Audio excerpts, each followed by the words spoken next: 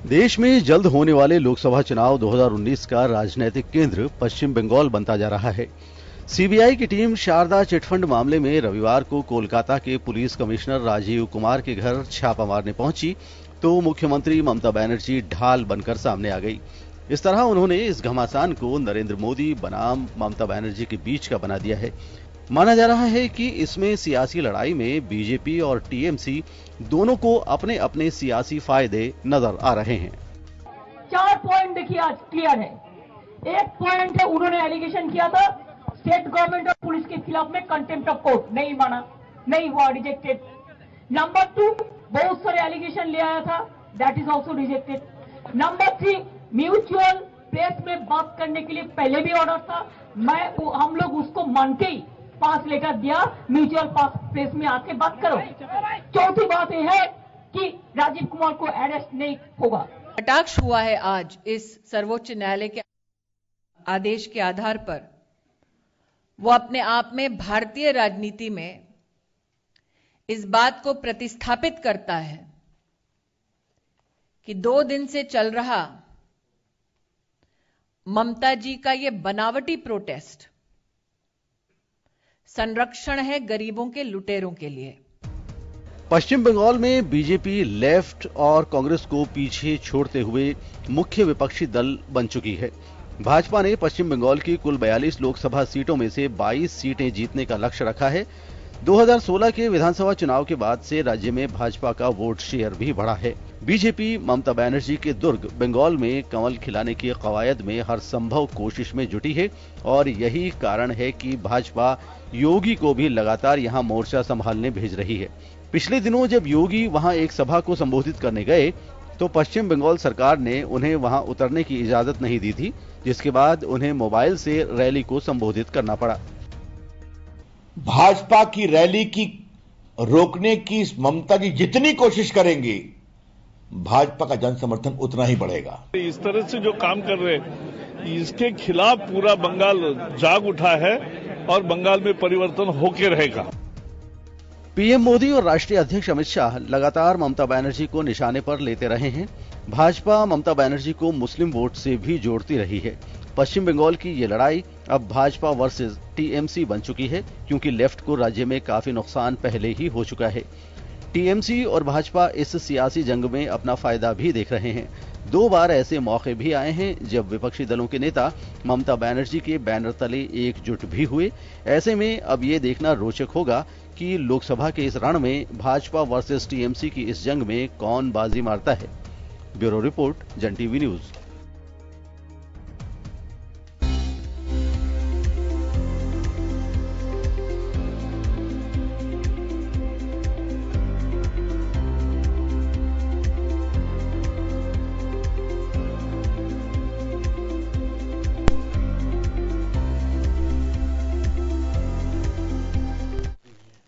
तो आपने देखा मजमून खास खबर में, और हम चर्चा कर रहे हैं बंगाल के सियासी ड्रामा जो अदालत तक पहुंचा।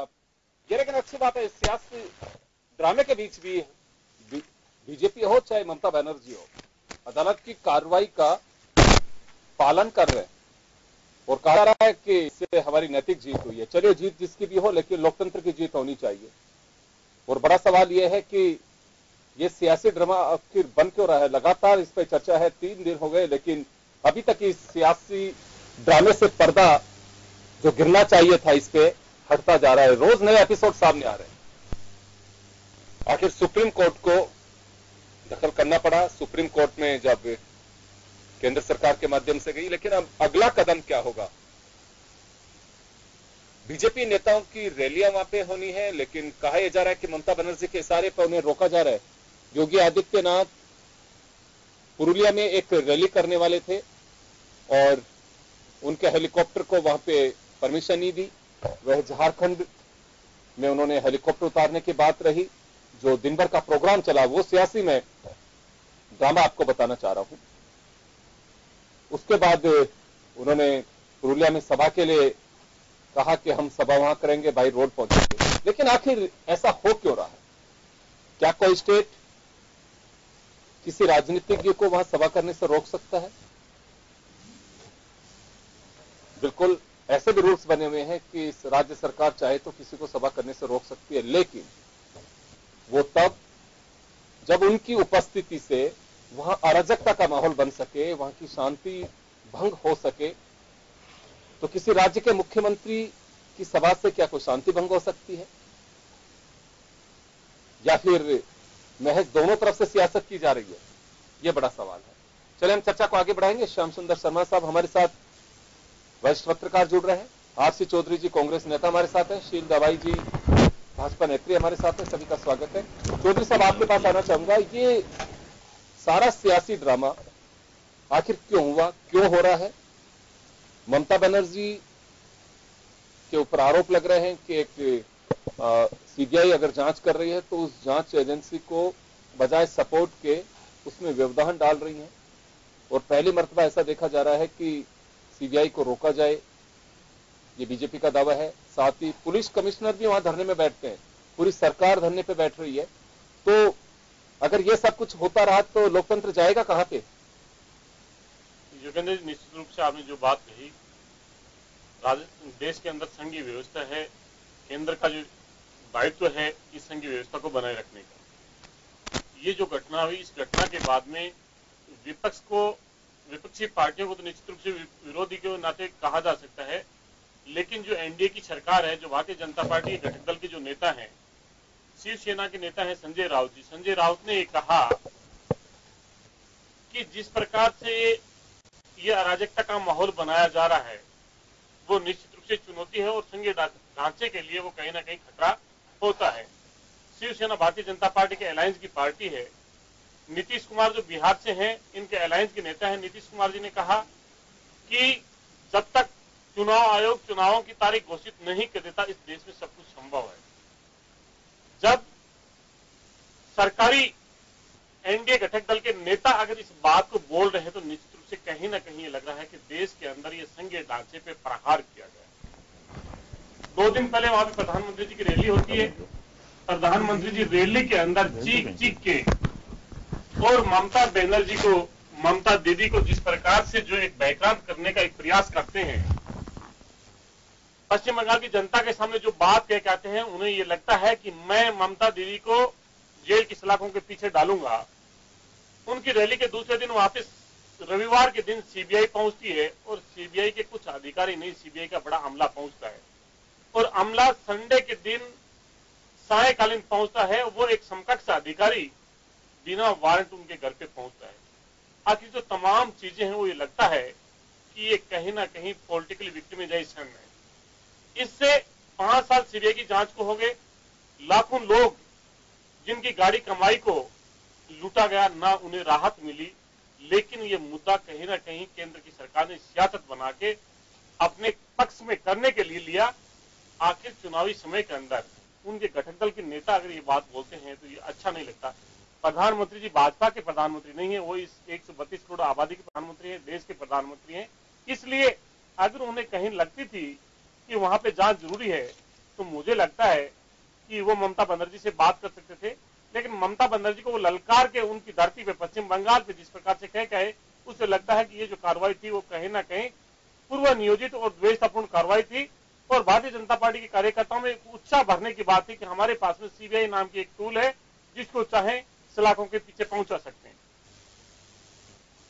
तो चले, सीबीआई को टूल बना करके काम लिया जा रहा है, लेकिन बीजेपी आरोप लगाती है कि कांग्रेस ने तो हमेशा यही किया, और जब उन्होंने अपने कर्मों पे जब भरोसा नहीं रहा तो उन्हें अभी भी संदेह हो रहा है कि हम अच्छा काम कर रहे हैं, तो भी सीबीआई को टूल बनाने की बात कही जाती है, ईडी को टूल बनाने की बात कही जाती है। मैं एक सवाल करना चाहूंगा आरसी चौधरी साहब आपसे, ये अक्सर क्यों कहा जाता है, और वास्तव में अगर जांच एजेंसियों को टूल बना करके काम लिया जाता है तो बड़ा गंभीर विषय है ये। कोई भी पार्टी हो, किसी भी राजनीतिक दल की सरकार हो, किसी अलायंस की सरकार हो, ये हमेशा आरोप लगते हैं। सच्चाई क्या है? वास्तव में इसे उपयोग लिया जाता है अपने कामों पे, राजनीतिक दलों को भरोसा नहीं रहा। योगेंद्र जी, भारतीय जनता पार्टी की जो ये सरकार रही 5 साल, 14 से लेकर 19 तक का कार्यकाल रहा, उस 19 कार्यकाल के अंदर 36 इन्होंने सीबीआई को केस रेफर किए। 36 में से 33 जो केस हैं वो उनके विपक्षी दलों पे हैं। विपक्षी दलों को, लोगों को जिनके अंदर ना कोई सबूत है, ना कोई बड़े साक्ष्य हैं, तमाम तरह की सब चीजें हैं, लेकिन ईडी और सीबीआई ने जिस प्रकार से रेड करके एक केस को रजिस्टर्ड किया, तो भारतीय जनता पार्टी को यह कहने को मौका मिलता है कि तमाम जो विपक्ष के नेता हैं वो कहीं ना कहीं भ्रष्टाचार के अंदर लिप्त हैं और वो बेल पे हैं। जांच एजेंसी अगर 33 आपके विरोधी दलों के नेताओं पे अगर आप सीबीआई की रेड होती है, सीबीआई के मुकदमे दर्ज होते हैं, तो वो कहीं ना कहीं द्वेषपूर्ण कार्रवाई को दर्शाते हैं। दूसरी बात मैं आपके सामने ये कहना चाहूंगा कि निश्चित रूप से इससे पहले भी सुप्रीम कोर्ट ने इस बात का कहा कि सीबीआई है वो तोता है, लेकिन सीबीआई के इतिहास के अंदर देश की आजादी के बाद में, सीबीआई के एस्टेब्लिशमेंट एक्ट के बाद में, 1946 के एक्ट के बाद में जी ये पहली मर्तबा हुआ होगा कि संघीय ढांचे के अंदर किसी राज्य की सरकार ने सीबीआई को अपने अंदर प्रवेश करने से रोका हो, या फिर सीबीआई के निदेशक को रात की 1:30 बजे जैसे आतंकवादी को चारों तरफ से घेर लिया जाता है, उसी प्रकार सीबीआई के मुख्यालय को रात की 1:30 बजे घेर के सीबीआई के जो निदेशक हैं उनको अपदस्थ किया जाता है, छुट्टी पे भेज दिया जाता है और सीबीआई के मुख्यालय से फाइलों को कलेक्ट किया जाता है। आखिर क्या वजह थी? जो एक देश की सर्वोच्च एजेंसियां होती हैं, एक चयन समिति होती है, एक निर्धारित कार्यकाल होता है, उसके लिए चयन किया जाता है।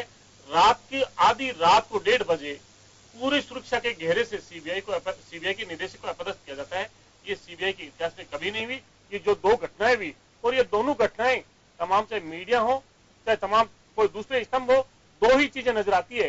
ये भ्रष्टाचार की लड़ाई नहीं है, ये भाजपा बनाम तृणमूल कांग्रेस की लड़ाई ज्यादा नजर आ रही है।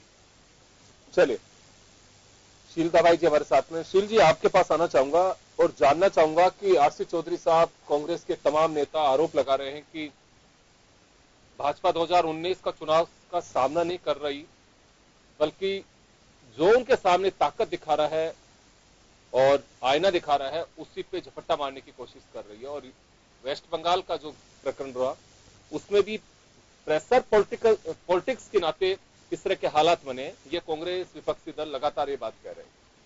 देखिए, जिस तरह से ममता बनर्जी कलकत्ता में जो 23 दल एकत्रित हुए थे, वो इस बात का सबूत है कि किस तरह से ये मोदी से घबराए हुए हैं। ये वो लोग हैं जिन पर आरोप लग रहे हैं, जिनकी सीबीआई जांच कर रही है, चाहे वो मायावती हो, अखिलेश यादव हो या ममता बनर्जी हो।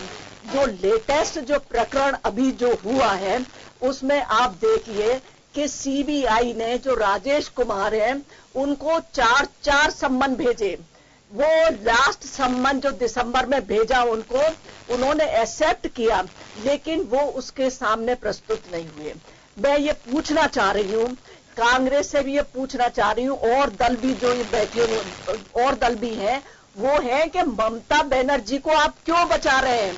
ममता बनर्जी नरेंद्र मोदी से क्यों घबराई हुई हैं? आखिर ऐसे क्या क्या रहस्य है जो उनको वो छुपाना चाहती हैं?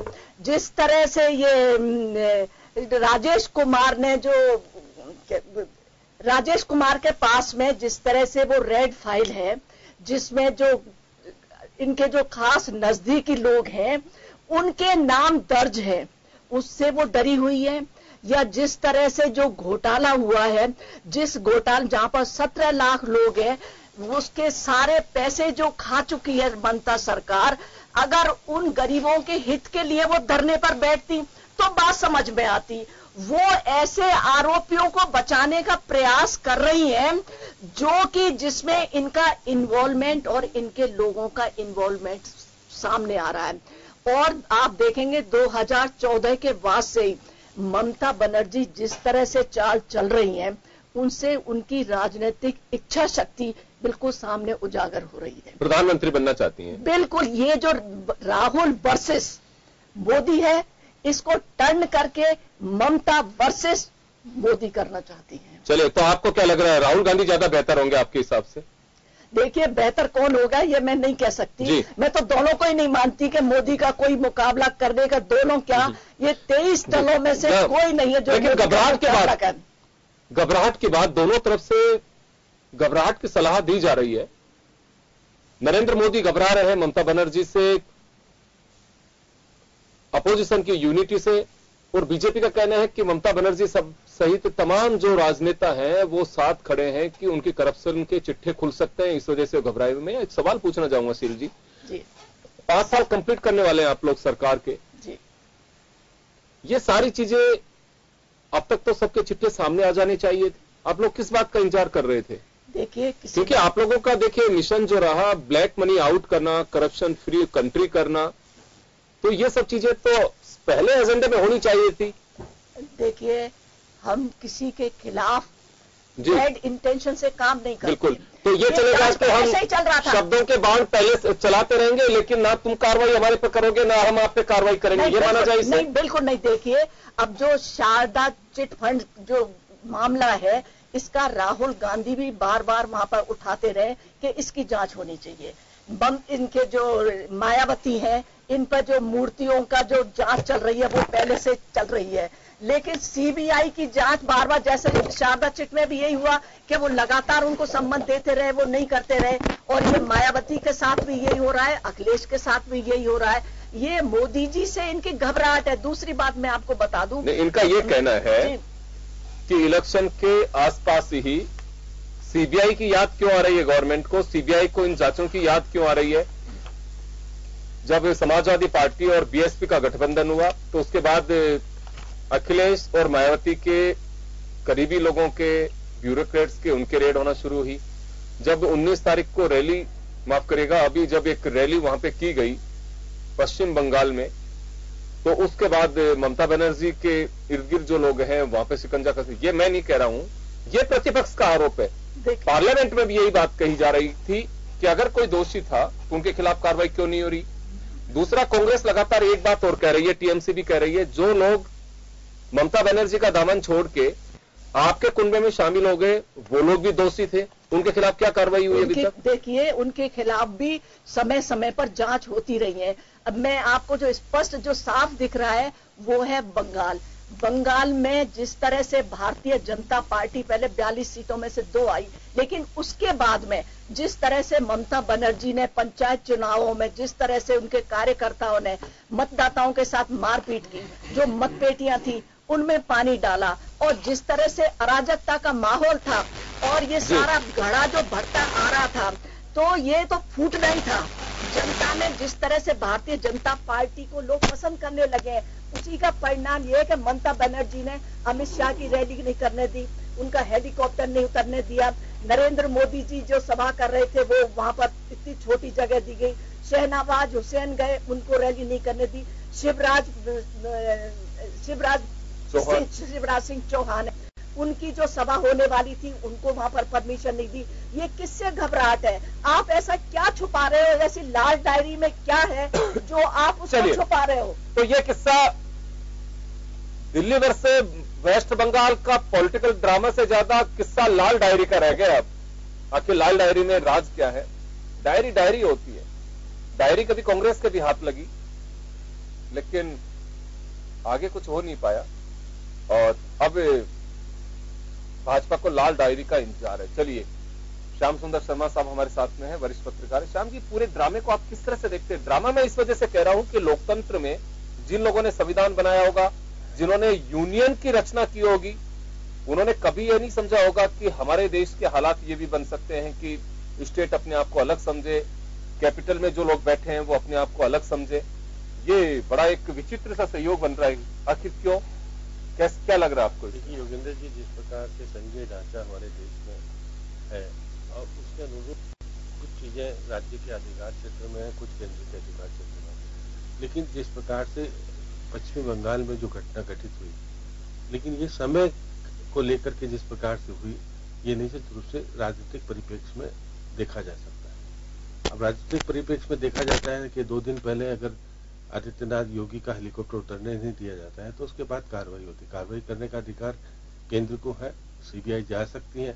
अब जैसे सीबीआई बार बार ये कह रही थी कि हमने 3 बार नोटिस दिए, 4 बार नोटिस दिए, तामिल नहीं हुआ, वो सारी बातें हुई।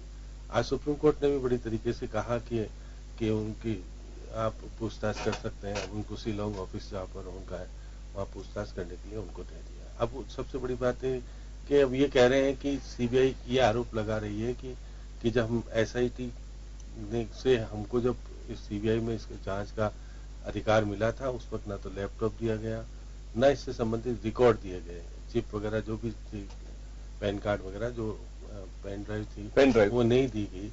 वो क्योंकि अब नष्ट कर देना चाहते हैं। अब ये भी बात है कि क्योंकि जिस जांच में शारदा चिटफंड का मामला सामने आ रहा है, तो उसमें ममता जी का भाई भी शामिल है, ये बात तो सही है। और बहुत सारे लोग जिसमें कि वो डायरी का जो जिक्र कर रहे हैं, उस डायरी में बहुत सारे लोगों के नाम हैं, वो नाम उजागर हो जाएंगे, वो अलग बात है। लेकिन आप इस वक्त बड़ा अलग तरह का लिया, ये बात सही है कि आज लोग पहले जांच हो सकती थी, ये संभव है? जांच तो चली रही है, मांग वो कब से कर रहे हैं, 15 से चल रही है जांच तो चली रही है। जब उन्होंने 2014 में सुप्रीम कोर्ट के निर्देश के बाद इसको ये जो डिमांड करने वाले थे कम्युनिस्ट पार्टी और राहुल गांधी, नहीं, ये तो इन्होंने भी बाकायदा 8 मई 2014 को सीबीआई को मामला दे दिया गया। लेकिन सीबीआई जांच अब तेज कर रही है, जबकि लोकसभा चुनाव आ रहा है। इससे पहले भी जांच की जा सकती थी, सारी बातें हो सकती थी। अब क्योंकि एसआईटी का जो हेड था वो आज वहां का पुलिस कमिश्नर है, अब उसको आप जिस प्रकार, क्योंकि पुलिस कमिश्नर के यहाँ 80 लोगों का अगर एक साथ पहुंचे वहां पर, जिस प्रकार से कोशिश करें कि उनको अरेस्ट करके ले जाने की बात करें, क्योंकि पुलिस कमिश्नर हो और डीजी को जिस प्रकार से कह रहे हैं कि नोटिस दिया था, सारी बातें हुई थी। लेकिन आपको सारी बातें, क्योंकि जब राज्य सरकार आपकी नहीं है और विरोधी है और विरोधी सरकार, लेकिन श्याम जी, यह एक बड़ी बात है, गवर्नमेंट किसी की हो चाहे नहीं हो, एजेंसीज अपने काम से मतलब होता है, वो ये नहीं देखती हैं कल को कोई अपराधी अगर कहीं छिपा होगा, अगर वहां पुलिस के सपोर्टर्स नहीं होंगे तो फिर वो ऐसे तो जो टेररिस्ट अगर कश्मीर में घूम रहे होंगे तो वहां उनको खदेड़ा नहीं जाएगा। ये तो बड़े एक वो बात है कि संघीय ढांचे के अंदर सीबीआई को राइट है। देखिए योगेंद्र जी, जो आप कह रहे हैं राइट से, लेकिन धारा 6 एक्ट की धारा 6 उसमें आपको अधिकार, उससे अनुमति लेनी पड़ती है राज्य सरकार से, और राज्य सरकार से आप अनुमति नहीं लिया, आपने सीधा जाके की कार्रवाई की, तो राज्य सरकार से कार्रवाई करने का आपको, क्योंकि सरकार ही दूसरी है और वो राज्य सरकार उसमें इन्वॉल्व है, उसके लोग इन्वॉल्व है, इसलिए आपको अनुमति मिलती नहीं। लेकिन आप बहुत जल्दबाजी कर गए, आपको उसके बाकायदा स्टेटमेंट देना चाहिए था कि हम आए थे और हम कार्रवाई करना चाहते हैं और सरकार अनुमति नहीं दे रही है। सीबीआई हो सकती थी प्रेस कॉन्फ्रेंस करती, सारी बातें होती, तो आपको ये सारी चीजें झमेला नहीं आता। लेकिन आपने बहुत जल्दबाजी की, जिससे कि आप पकड़ लें और उसको एकदम से कहें कि आरोपी बता दें और सारी बातें करें, जिससे कि और ममता जी को पूरी कैबिनेट को लेकर के पहली बात हुई कि आपकी पूरी स्टेट गवर्नमेंट धरने पे बैठी, और जिसपे कि 18 विरोधी दल के नेताओं ने भी समर्थन किया और बात करी। ये सारी बातें जब प्रधानमंत्री जी को पता है कि इस तरह की स्थिति होती क्यों है, आप चुनाव में आप अगर एजेंसियों का दुरुपयोग, आप तो सदुपयोग कह रहे हैं, वो तो सदुपयोग करते हैं, लेकिन इस प्रकार का जब आपके पास व्यवस्थाएं हैं, आपके पास बार बार आरोप केंद्र के ऊपर लगते हैं कि ईडी और सीबीआई का दुरुपयोग हो रहा है। और ये कोई आज नहीं, कांग्रेस के टाइम में भी आरोप लगता था कि सीबीआई केंद्र सरकार का तोता है, और वो तोता वही बोलता है जो केंद्र सरकार बुलवाना चाहती है। तो अभी सारी चीजें जब आपके सामने है, और केंद्र पार्लियामेंट में पहले भी इस मामले को लेकर के आपने देखा होगा कि हंगामा हुआ, अब 2 दिन से फिर हंगामा हुआ है, लेकिन सुप्रीम कोर्ट ने आज, और क्योंकि उन्होंने हाई कोर्ट में मैटर दायर कर रखा, और इन्होंने सुप्रीम कोर्ट, क्योंकि हाई कोर्ट जब कुछ चीज बता देगा, उन्होंने कहा, सुप्रीम कोर्ट ने कहा कि अरेस्ट तो नहीं कर सकते आप, लेकिन आप पूछताछ कर सकते हैं। तो राजीव से पूछताछ होने की बात सामने आ गई है, अब टकराव की स्थिति कम होने लगी है। जिस प्रकार अगर सुप्रीम कोर्ट अलग बात कहता है तो फिर इस टकराव की स्थिति आती है। सुप्रीम कोर्ट सर्वा है, क्योंकि आजकल कोई भी सरकार खुद नहीं चल रही, सिवाय सुप्रीम कोर्ट, हाई कोर्ट। या एक छोटा सा सवाल होगा, नीतीश कुमार ने इसी बीच सोमवार को एक बात कही, जब उनसे पूछा गया कि इस पूरे घटनाक्रम पे आप क्या कहेंगे, तो उनका कहना था कि जब तक आचार संहिता नहीं लगेगी देश में तब तक कुछ भी संभव है। ऐसा क्यों? जो मैं पढ़ रहा था, जन टीवी से कोई बात नहीं हुई उनकी, लेकिन साइट्स में पढ़ रहा था मैं। देखिए कारण यह है कि क्योंकि सत्ता का अधिकार राज्य सरकार के पास होता है, उनको भी, उनकी राज्य सरकारें हैं, केंद्र सरकार के पास कोई एजेंसी केंद्र की होती है, जो सीबीआई का वो पकड़वाने जाते हैं तो वो राज्य सरकार नहीं पकड़ देती।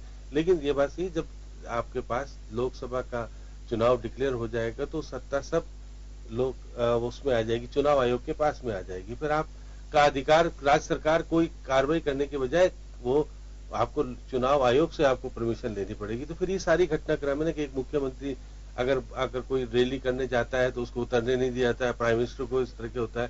तो ये सब चीजें, क्योंकि आप द्वेष तो क्योंकि वो जानते हैं कि किसी पार्टी का नेता आएगा तो निश्चित रूप से अपने कार्यकर्ताओं को और अपने नेताओं का मनोबल बढ़ाने आएगा, रैली करेगा तो उससे उनके वोटों का प्रभाव पड़ेगा। ये सारी चीजें इसलिए सब चीजें हो रही है। और क्योंकि जिस प्रकार का घटनाक्रम चिटफंड का मामला हुआ है, उससे निश्चित रूप से कहा जा सकता है कि प्रधानमंत्री अगर उनके राज्य में आकर के ही ये बोलेंगे कि ममता जी का भाई या ममता जी के पूर्व मंत्री इसमें शामिल थे, जिनको पकड़ा भी गया, आज जमानत भी हुई है, तो ये सारी बातें उसका वो प्रधानमंत्री जी उस रूप में उपयोग करेंगे जो कि चुनावी स्टैंड में किया जाता है।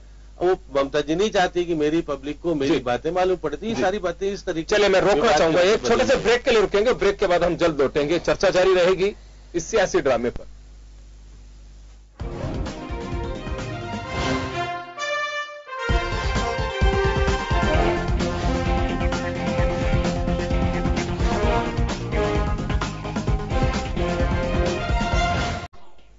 उम्र कभी जज्बे का आगे बढ़ी नहीं। ब्रेक के बाद एक बार फिर आपका स्वागत है। आप देख रहे हैं खास खबर। बात कर रहे हैं हम बंगाल से लेकर दिल्ली तक। देखे सियासी ड्रामा, आखिर ये सियासी ड्रामा कहां जाके अंत होगा, इसका किस तरह से होगा। आखिर सुप्रीम कोर्ट को दखल करना पड़ा, जिसपे दोनों ही ओर से अपनी नैतिक जीत बताई जा रही है।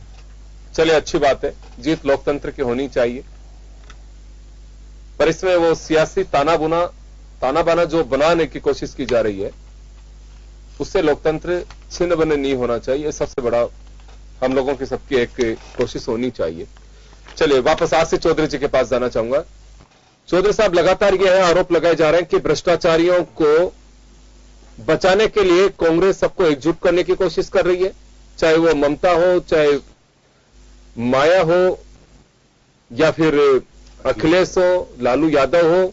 उनके पीछे दीवार बनना चाह रही है कांग्रेस, ताकि जब खुद पे सिकंजा आएगा तो ये लोग मदद कर सकें। कि इससे मनसा कांग्रेस के साफ हो रहे कि भ्रष्टाचार के खिलाफ कितने हैं। यह बीजेपी का आरोप है। स्मृति ईरानी ने कहा है, शहनवाज हुसैन ने कहा है, कैलाश विजयवर्गीय ने कहा है।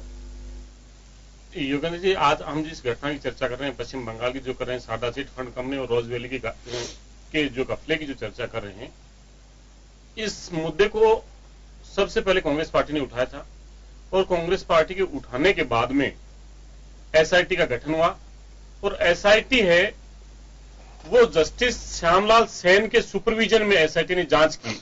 और जांच करने के बाद में शारदा चिट फंड कंपनी के जो मालिक है सुदीप्तो सेन, उन्हें जेल की सलाखों के पीछे पहुंचाया और उनके साथ में और लोगों को भी अरेस्ट किया।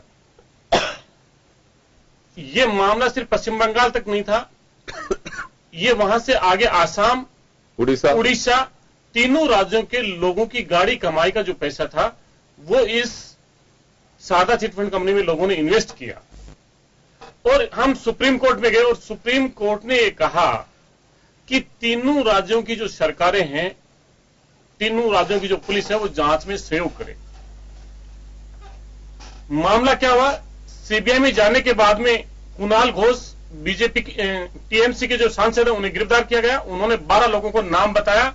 उसके अंदर प्रमुखता से जो नाम थे वो मुकुल रॉय, जो टीएमसी के राष्ट्रीय उपाध्यक्ष थे और पूर्व रेल मंत्री थे। दूसरे हेमंत बिस्वा, जो आसाम के अंदर मंत्री थे कांग्रेस की सरकार के अंदर, उनके मुखर होकर उन्होंने नाम उठाए। नवंबर 13 के अंदर कुणाल घोष, तपस पाल, सुदीप्तो, मदन मित्रा, इन सब लोगों को जेल की सलाखों के पीछे सीबीआई ने भेजा। लेकिन 28 अगस्त 2015 को हेमंत बिस्वा ने भारतीय जनता पार्टी को ज्वाइन कर लिया और भारतीय जनता पार्टी के नेता के तौर पे वो नॉर्थ ईस्ट में काम करने के लिए लगे। और दूसरे मुकुल रॉय हैं, उन्होंने भी भारतीय जनता पार्टी को ज्वाइन कर लिया। जो मेन कल्प्रिट थे वो आज राजनाथ सिंह के पीछे खड़े नजर आते हैं और भारतीय जनता पार्टी सीबीआई और दोषियों के बीच में कहीं ना कहीं ढाल खड़ी नजर आती है। आखिर 5 साल बीतने को हैं, 5 साल के बाद में जिन लोगों की गाड़ी कमाई थी, आज 1 रुपए की कौड़ी वहां तक नहीं पहुंचा पाए। भारतीय जनता पार्टी ने आसाम के अंदर भाजपा की सरकार बन गई, सीबीआई वहां पे नहीं जाती, सिर्फ उन्हें एक जगह पे चुनौती देनी है और वो अपने लोगों को पोलराइज करने के लिए वो पश्चिम बंगाल के अंदर। पश्चिम बंगाल के अंदर राजीव कुमार को अगस्त 2017 के अंदर नोटिस दिया गया। उसके बाद में अक्टूबर 2017 को राजीव कुमार है वो सीबीआई के डायरेक्टर को पत्र लिखते हैं और लिख के वो ये कहते हैं मुझे पॉलिटिकल विक्टिमाइजेशन किया जा रहा है। ये बात अक्टूबर 2017 में कहते हैं। अक्टूबर 2017 के बाद में जुलाई 18 के अंदर सीबीआई सुप्रीम कोर्ट में जाती है। सीबीआई कहती है हाई कोर्ट पे जाइए वेस्ट बंगाल को और बताइए, और वो वेस्ट बंगाल में कब जाती है? दिसंबर 18 में हाई कोर्ट में जाती है और हाई कोर्ट में 5 फरवरी आज सुनवाई होती है।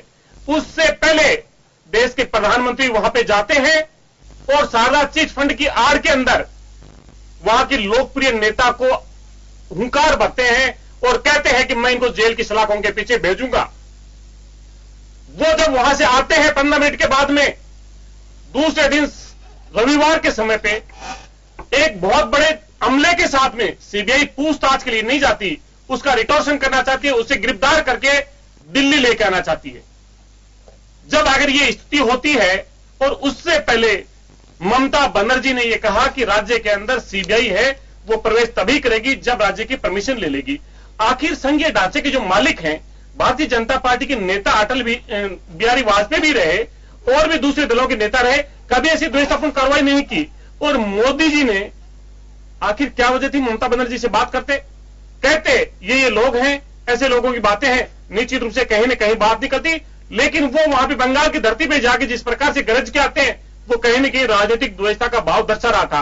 और जैसे ही पहुंचते गिरफ्तार करने के लिए लेके आते हैं, वो एक लेडी ने जो लोगों के न्याय के लिए बीच में खड़ी हुई, निश्चित रूप से वो सम्मान के योग्य है। और उन्होंने ये बताया कि ये हिंदुस्तान की संघीय व्यवस्था है, वो आप अहंकार से नहीं कर सकते। लेकिन यहां बात एक ये है कि क्या वास्तव में सीबीआई अपने अधिकारों के तहत वहां पे पहुंची और यह अधिकार किसने दिया है कि सीबीआई को इस तरह से रोका जा सके?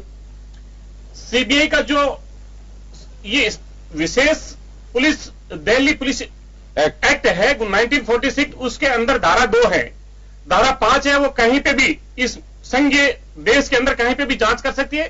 धारा 6 ये कहती है कि अगर वो द्वेषपूर्ण कार्रवाई लगती है तो राज्य की परमिशन लेना वहां पे जरूरी है। वहां पे जब सीबीआई के लोग जाते हैं उनके पास में नोटिस नहीं होता है जिससे वो जांच कर सकें, और वो भी एक समकक्ष अधिकारी है, कोई छोटा मोटा कोई ऐसा व्यक्ति नहीं है जो राजनीतिक प्रतिशोध की भावना से हो। वो एक अधिकारी है समकक्ष और बिना नोटिस के वहां पे जाते हैं।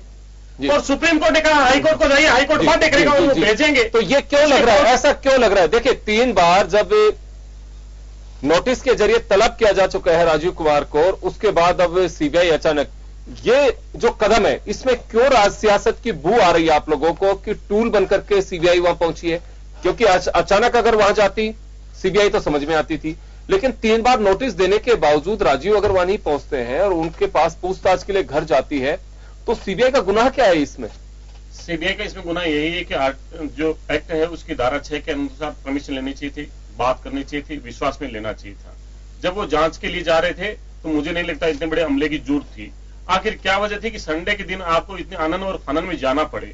सीबीआई के जो अधिकारी हैं उन्होंने सुप्रीम कोर्ट में कहा कि आज ही हमें गिरफ्तार करने का आदेश दीजिए। तो आपको लग रहा है कि सिर्फ इशारे पे किया गया है ये? क्यों? हाँ, निश्चित रूप से उन्होंने क्या कहा सुप्रीम कोर्ट ने? जी, आप सीधा आरोप किस पे? केंद्र सरकार पे मोदी जी ने इशारे से किया। अगर सीबीआई को इतने लोगों को अगर राहत पहुंचानी थी तो उन्हें आसाम में भी जाना चाहिए था जहां पे भारतीय जनता पार्टी की सरकार है, वहां पे हेमंत बिस्वा को भी गिरफ्तार करना चाहिए था जिनके नाम है, वहां पे उन्हें मुकुल रॉय को भी गिरफ्तार करना चाहिए था। इन दोनों लोगों की चार्जशीट में नाम नहीं है, उन्हें उड़ीसा में भी जाना चाहिए था। लेकिन राजनीतिक द्वेष तो सिर्फ पश्चिम बंगाल के अंदर भेजा जाता है। ये मंच मैं आऊंगा आपके पास आऊंगा। शील दावे जी, अभी क्लियर ये बात कही जा रही है कि हम करप्शन के साथ में नहीं है, लगातार राहुल गांधी भी कह रहे हैं, नीचे कांग्रेस के नेता कह रहे हैं, लेकिन यह भी कह रहे हैं कि रूल्स का वायलेशन हो रहा है इसमें, केंद्र सरकार मनमर्जी कर रही है इसमें। और सीधा आरोप पे ममता बनर्जी हो चाहे आरसी चौधरी हो, एक ही बात कर रहे हैं कि रूल्स के अकॉर्डिंग काम करना चाहिए था। देखिए, रूल्स के अकॉर्डिंग ही काम किया है। उनको बार बार 3-4 बार सम्मन भेजे हैं, उनकी तरफ से कोई रेस्पॉन्स नहीं आया। एक बार उन्होंने एक्सेप्ट भी कर लिया, उसके बाद वो नहीं पहुंचे। जो ये माया जी का जो ममता जी का जिस तरह ये सम्मान कर रहे हैं, मैं बताऊं 2014 से ही वो जिस तरह से शतरंज की टेढ़ी चाल चल रही है, जब सेना का युद्ध अभ्यास हो रहा था वहां पर उसे मना कर दिया उन्होंने। आयुष्मान योजना का वहां पर उन्होंने बहिष्कार कर दिया। नीति आयोग की जब मीटिंग चल रही थी उसमें वो नहीं आ रही थी। उनका रुख स्पष्ट था कि वो केंद्र सरकार से वो विपरीत करना चाहती हैं और इसके पीछे सिर्फ यही राजनीति थी कि जो दूसरे दलों को वो सिंपैथी लेना चाहती थी कि आज मैं मुसीबत में हूं, आज मैं सीबीआई मेरी जांच कर रही है और मेरे गले तक आ रही है क्योंकि मेरे जो भ्रष्टाचार है, मेरे परिवारजन है जिनका नाम आ रहा है, जो लोगों के सामने स्पष्ट रूप से आ जाएंगे। वहां की जनता के जो गरीब लोग हैं वो रो रहे हैं, जिन्होंने अपने बेटी के शादी के लिए पैसे जमा किए, मकान के लिए पैसे जमा किए, 2,500 करोड़ कांग्रेस का ये कहना है कि हम लोग तो इसे कोर्ट में भी लेके गए थे, लेकिन जो नेता इस घोटाले में आरोपी हैं वो बीजेपी के साथ में है, जांच उनकी भी हुई है, होनी चाहिए। तो ये यही कह रहे हैं कि ऐसा फिर क्या है कि उन लोगों को परेशान किया जा रहा है, उन लोगों पे कार्रवाई क्यों नहीं हो रही? मैंने कहा ना, जांच उनकी भी हुई है, जांच उनकी भी हुई है। और ये जो कांग्रेस के जो राहुल गांधी जिस तरह से मुकुल राय, तपस पाल और हेमंत इसका, नहीं मैं कह रहा हूँ ये नहीं कि वो बीजेपी में आ गए इसलिए उनकी जांच हुई है, बाकायदा उनकी जांच हो चुकी है, इससे पहले ही जांच हो चुकी है। चलो लेकिन यहां मैं एक सवाल आपसे ये पूछना चाहूंगा कि नीतीश कुमार जो आपके एक घटक दल के नेता है, मुख्यमंत्री हैं बिहार के, उनका कहना है कि जब तक आचार संहिता नहीं लगेगी इस देश में तब तक कुछ भी संभव है। नहीं, वो कुछ भी संभव है कि क्या मतलब उनका समझ नहीं आया क्या कहना चाह रहे हैं वो, लेकिन उनका कहने का मतलब ये है कि न केवल सीबीआई पे जा सकती है, कुछ भी हो सकता है। देखिए सीबीआई वही सीबीआई एक इंडिपेंडेंट एजेंसी है, वो जहां पर भी भ्रष्टाचार होगा, जहां पर भी आरोप होंगे, वो निष्पक्षता से जांच करने के लिए स्वतंत्र है। वो चाहे राहुल गांधी हो, चाहे वो आपके अखिलेश यादव हो या मायावती हो या ममता हो या कोई और हो, लालू यादव हो या वो उनका बेटा कौन सा यादव है वो हो आज है, हाँ वो सब इसीलिए आए क्योंकि वो जेल में पड़े हुए, इन पर भी आरोप लग रहे हैं, सब पे जितने भी हैं ये, इसीलिए सब इकट्ठे हुए जाके के हम सब आज ममता जी पे अगर खुल गई तो बारी बारी हमारी भी आएगी, इसलिए वो सब एकजुट है। वो अपने आप को बचाने के लिए, वो देश को बचाने के लिए नहीं है, अपने परिवारजनों को बचाने के लिए है, वो देश के गरीब लोगों को बचाने के लिए इकट्ठे नहीं हुए हैं। हाँ, वही तो डर है कि टूल बनाया जा रहा है सीबीआई को। विपक्षियों का साफ कहना है कि टूल बनाया जा रहा है सीबीआई को। जिस प्रकार से बीजेपी के जो नेता कह रहे हैं कि बार बार जिन नेताओं के नाम ले रहे हैं और ये कह रहे हैं कि अगर सीबीआई वहां से लाल डायरी बरामद नहीं करती, पेन ड्राइव बरामद नहीं करेगी तो निश्चित रूप से कहीं न कहीं जांच को आघात पहुंचेगा। इन्हें पता होना चाहिए कि बिरला डायरी को नष्ट करने की कोशिश क्यों कर रहे हैं वो। 5 साल में आप एक मुख्यमंत्री किसी के घर पर जाए, एक ऑफिसर के घर पर जाके वो धरना दे, कितनी शर्म की बात है। एक ऑफिसर के घर पर जाके वो वहां बैठ के उनके बात करके और फिर धरने पर बैठती है। अगर ये धरना चिट फंड के जो गरीबों का जो पैसा उसमें लौटाने के लिए करती है तो आज जनता उनका, आपने उनके कभी रात देने की कोशिश नहीं की, आपने द्वेषता से गरीबों के पैसे को क्यों बचा रही है वो चाल उनकी सफल होने वाली नहीं है। के जो लोग हैं उड़ीसा में भी सीबीआई जाती, आसाम में भी सीबीआई जाती, सब जगह लेकिन आसाम में नहीं जाएगी क्योंकि वहां पे भारतीय जनता पार्टी की सरकार है, उन्हें जनता के हाथ से कोई मतलब नहीं है, उन्हें उनके खिलाफ आवाज उठाने वाले लोगों की बोली बंद करनी है। मैं एक गुजारिश करना चाहूंगा योगेंद्र जी, ये बार बार करेंगे डायरी बरामद करनी थी, लाल डायरी में ना जाने क्या था, ना जाने इनके नेता भी कह रहे हैं क्या हो जाए, ना जाने उस डायरी में, बिरला की डायरी में क्या था, ये भी तो सकता है क्या दिख जाए। हाँ, ना जाने कहाँ क्या दिख जाए, क्योंकि भारतीय जनता पार्टी लेकिन अच्छा होता ममता कहती है आइए आप जांच करिए। नरेंद्र मोदी को 16 घंटे वहां पर बिठाए रखा था गुजरात में, लेकिन उन्होंने कभी मना नहीं किया कि आइए आप जांच करिए, जो भी है सामने आइए, उनको डर नहीं, उन्होंने किया क्या, ये क्यों घबरा रहे? अगर आप बिल्कुल पाक साफ है तो आइए ना, सीबीआई आए जांच करे, जवाब दे दूं मैं आपको, जवाब दे दूं आपका दो। ये बार बार इस डायरी का जिक्र कर रहे हैं, मैं बीजेपी के नेता से पूछना चाह रहा हूं कि जो गुजरात के अंदर बिरला डायरी की जो बरामद की गई, उसके अंदर कहा कि 26 करोड़ रुपए मुख्यमंत्री को ट्रांसफर किए गए, उसके ऊपर भारतीय जनता पार्टी के नेता का क्या कहना है? जो वर्तमान प्रधानमंत्री हैं वो उस समय वहां के मुख्यमंत्री थे, डायरी के अंदर उसमें क्या क्या था, उस डायरी की जांच कहां तक पहुंची, क्या बता पाएंगे? दूसरा मैं ये पूछना चाह रहा हूं कि राकेश अस्थाना के खिलाफ में 15 अक्टूबर 2018 को मुकदमा दर्ज होता है, सीबीआई दर्ज करती है, और सीबीआई अस्थाना के खिलाफ में जब मुकदमा दर्ज करती है, भारतीय जनता पार्टी क्यों विचलित हो जाती है कि रात की 1:30 बजे पूरे सीबीआई मुख्यालय को चारों तरफ से घेर के सीबीआई के निदेशक को हटाया जाता है और वहां से वो फाइलें हटाई जाती हैं, और उसके बाद में नागेश्वर राव को जो अंतरिम जो सीबीआई के निदेशक बनाए जाते हैं, तमाम वो जांचें चेंज की जाती हैं जो सिर्फ आलोक वर्मा ने की। आखिर क्यों बचना चाह रहे थे? आखिर क्या वजह है जो राकेश अस्थाना की जांच कर रहे थे अजय कुमार बस्सी, वो डिप्टी एसपी थे, उनका तबादला पोर्ट ब्लेयर कर दिया जाता है ताकि वो जांच को ना कर पाए, काले पानी की सजा दी जाती है। क्या यह अंग्रेजों का हुक्मरान आज भी जिंदा है? क्या भय है? क्यों बचाना चाहते राकेश अस्थाना को? क्या उस डायरी में था? अब तो बीजेपी के लोग जाना चाहते हैं वहां, तो अब तो जाना चाहते हैं। नहीं, देखिए, आप पहले इस बात का जवाब दीजिए। कोर्ट ने भी कोर्ट में गए हैं, किस तरह के आरोप लग रहे थे, जो जांच हो रही थी, उन लोगों को बचाने की कोशिश कर रहे थे वो। अच्छा, राकेश अस्थाना के लोगों को, राकेश अस्थाना को गिरफ्तार करने का डर लग रहा था? वर्मा का जो एटीट्यूड था, वो उसकी छवि को खराब कर रहे थे। पटनायक जिनकी निगरानी के अंदर सीबीसी ने जांच की, वो जो सुप्रीम कोर्ट के जो जज रहे, वो पटनायक ये कह रहे हैं कि मेरे सामने कभी अस्थाना ने आके बयान नहीं दिया, एक व्यक्ति ने लाके और उनके हस्ताक्षरित किया हुआ व्यक्ति ने वो दिया। जस्टिस ने ये कहा कि उन पे कहीं आरोप सिद्ध नहीं होते थे, लेकिन सीवीसी को दबाव बना के आखिर किस हवाले से उन्होंने अपदस्थ कर दिया?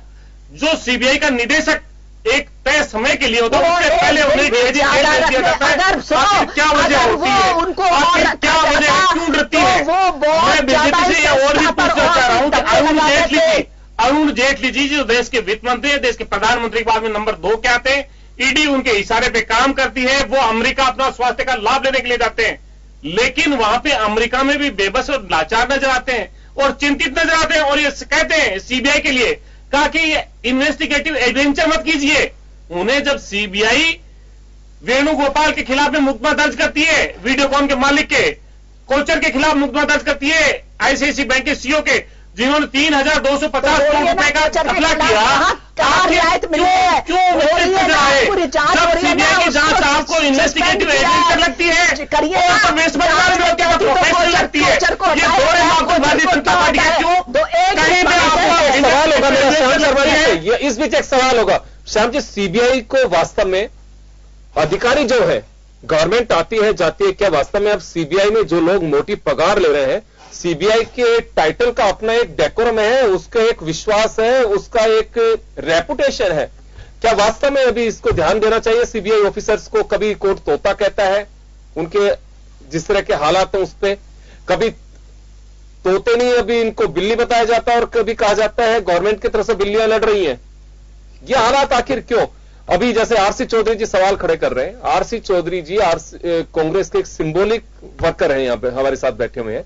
यही बात कही जाती है कि जब हाई प्रोफाइल लोगों के खिलाफ सीबीआई अपना मुकदमा दर्ज करती है तो अरुण जेटली साहब सहित कई पार्टी के नेता और मंत्री सीबीआई की कार्रवाई पे सवाल उठाते हैं, जब सीबीआई वहां जाती है तो पीठ थपथपाते हैं।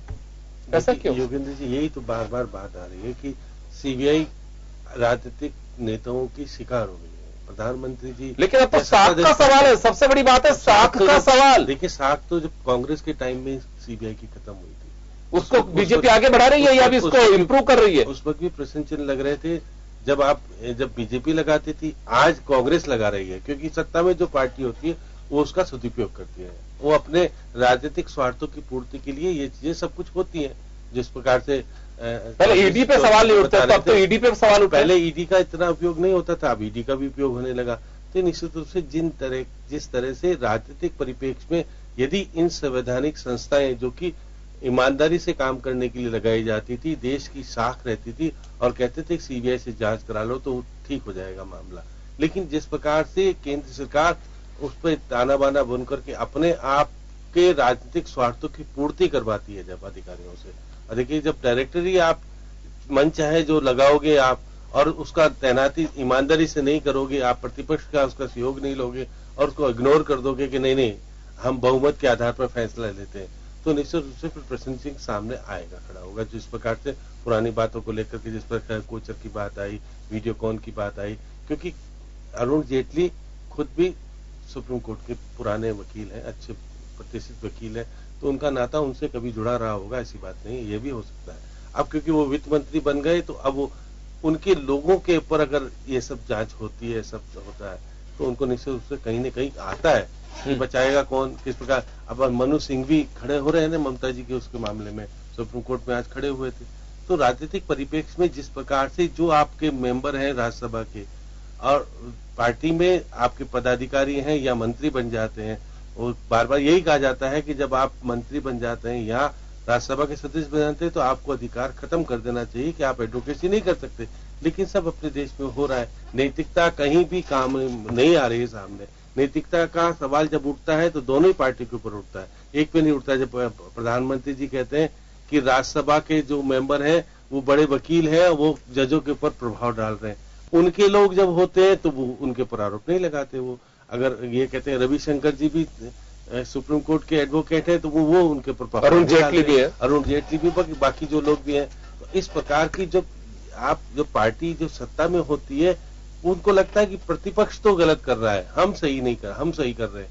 तो जब आप जब भी सत्ता में कोई भी व्यक्ति आए तो ईमानदार, कुल मिलाकर के माना जाना चाहिए कि बात जांच एजेंसियों की साख के सवाल की है। अब जांच एजेंसी में जो लोग बैठे हैं उन्हें भी क्या वास्तव में अब मेरिट्स के आधार पे, देखिए आप आईएएस बने हैं चाहे आईपीएस बने, आपके कैलिबर से बने, उसमें किसी सरकार का कोई रोल नहीं रहता है। आप में कैपेबिलिटी थी, आप उस वजह से बने, आपकी योग्यता के आधार पे बने हैं। तनख्वाह जो है टैक्स पेयर्स की गाड़ी कमाई का पैसा है, जो हमारे फेडरल यूनियन सिस्टम में जो पैसा आता है उससे आपकी तनख्वाह मिल रही है। और मुझे लगता है कि वास्तव में अभी वो जमीर जगना चाहिए, कोई ब्यूरोक्रेट हो चाहे कोई जांच एजेंसी का अधिकारी हो, अगर गलत कोई भी सरकारें कराती हैं तो हाथ खड़े कर देने चाहिए, कोई भी गवर्नमेंट हो। नहीं तो जिस तरह का विश्वास करके सीआईडी सीबी में लोग जांच करवाते हैं, किसी भी राज्य की सीआईडी सीबी में लोग जांच ट्रांसफर इस वजह से कराते हैं कि साल 2 साल कुछ नहीं होगा, मेरे अनुकूल जब माहौल आएगा तो मैं इसमें एफआईआर लगवा लूंगा। देखिए ये हालात हो रहे हैं अभी, ये देखिएगा, यही वजह सीबीआई की है। सीबीआई हो या एसीबी हो या बाकी कोई एजेंसी हो, लेकिन जिस प्रकार से सत्ता वाली पार्टी उसका सदुपयोग करती है वो नहीं होना चाहिए। मेरिट के आधार पर फैसले नहीं होते फैसले राजनीतिक स्वार्थों की पूर्ति के लिए जो फैसले। चलिए समय कम है, आरसी चौधरी जी आपके पास आना चाहूंगा। ईमानदारी से काम नहीं कर पाते, लेकिन वो मोदी के इशारे पे काम करते हैं। मुझे ये लगता है कि सीबीआई है वो देश की सबसे बड़ी जांच एजेंसी है और देश के लोगों का अंतिम जो विश्वास है वो सीबीआई पे है। श्याम जी वरिष्ठ पत्रकार हैं, उन्होंने कहा कि सरकार ऐसा करती है, निश्चित रूप से कहीं 19 और 20 हो सकता है, लेकिन मैं श्याम जी के संज्ञान में 2 चीजें लाना चाहूंगा कि जो भारतीय जनता पार्टी की सरकार के दौरान 1 या 2 मुकदमा किसी दूसरे पे किया हो तो मुझे पता नहीं, लेकिन 33 जो मुकदमे दर्ज किए, 33 उन लोगों पे मुकदमे दर्ज किए जो भारतीय जनता पार्टी के नेता के खिलाफ में आवाज उठाते हैं, एक चीज। दूसरा, 33 मुकदमों में आज तक किसी को राहत नहीं दी और ना ही कुछ, जब चुनाव आता है तब उसकी चर्चा शुरू हो जाती है। इससे पहले जब यूपीए की सरकार थी, यूपीए की सरकार के दौरान एक चौथा स्तंभ मीडिया हो, चाहे कैग की रिपोर्ट हो, कैग की रिपोर्ट हमने पटल पे रखी और कैग की रिपोर्ट के बाद में जब 2G का मामला आया, चाहे कोल घोटाले का मामला आया, लेकिन आनंद चौधरी साहब आपके एक लड़ने हमने सुप्रीम कोर्ट के लॉयर कपिल सिब्बल साहब ने कैग की रिपोर्ट पे सवाल खड़े कर दिए थे कि क्या होता है। लेकिन मैं ये कह रहा हूं कि पार्टी का जो नेतृत्व होता है, देश का जो प्रधानमंत्री होता है, उसका दायित्व होता है कि वो 132 करोड़ जनता का विश्वास जीते। वो किसी व्यक्ति विचारधारा का हो सकता है लेकिन उनकी नुमाइंदगी पूरे देश की करते हैं। हमने वो जांच दी सीबीआई को, किसी के कहने पे या किसी के इशारे पे नहीं दिया, हमने खुद ने दी और जो मंत्री थे उनको हमने जेल की सलाखों के पीछे भेजा और न्याय प्रक्रिया ने उन्हें वहां पे रिलीफ दी और राहत दी और बेबाक बरी हुए। इसलिए देश के लोगों के 132 करोड़ लोगों के विश्वास की जो बात है वो सबसे बड़ी महत्वपूर्ण है। 2G मामले में आप बता दीजिए क्या हुआ है क्या नहीं। मैं ये कहना चाहता हूं कि हमने जांच दी, आगे बढ़ के जांच दी, जांच करवाई, जो दोषी है वो जाने चाहिए, लेकिन जांच किस पे दी? हमने हमारे लोगों पे दी। आज भारतीय जनता पार्टी कहीं पे देती ना, जब भारतीय जनता पार्टी में चाहे रमन सिंह के खिलाफ मामले उठे, तब उन्होंने नहीं किया। कहीं पे भी व्यापक घोटाला सबसे बड़ा, जहां पे जिसके तमाम जो गवाह थे उनकी हत्या कर दी गई। जो देश के नौजवान लोग जो अपना भविष्य देखना चाह रहे थे, जो तमाम जो डॉक्टर थे, उनसे कैसे वहां पे लोगों के द्वारा कत्ल से हो रहे, आखिर क्या वजह है? व्यापम पे कभी भी इतनी तत्परता मोदी जी ने नहीं दिखाई, किसी दूसरी जगह पे नहीं दिखाई। यहां पे ईडी का मुकदमा हुआ, और दिल्ली हाई कोर्ट ने कहा हुसैन जी का मनी लॉन्ड्रिंग का जो मुकदमा था ईडी ने कहा हम जांच करेंगे। 5 साल बीत जाने के बाद में भी आपने जांच नहीं की, इसलिए आपकी मानसिकता ये बताती है कि सीबीआई इस देश की विश्वास का पात्र नहीं, आपका सिर्फ का पात्र है क्या को लेके आए थे और तमाम सब चीजें भी।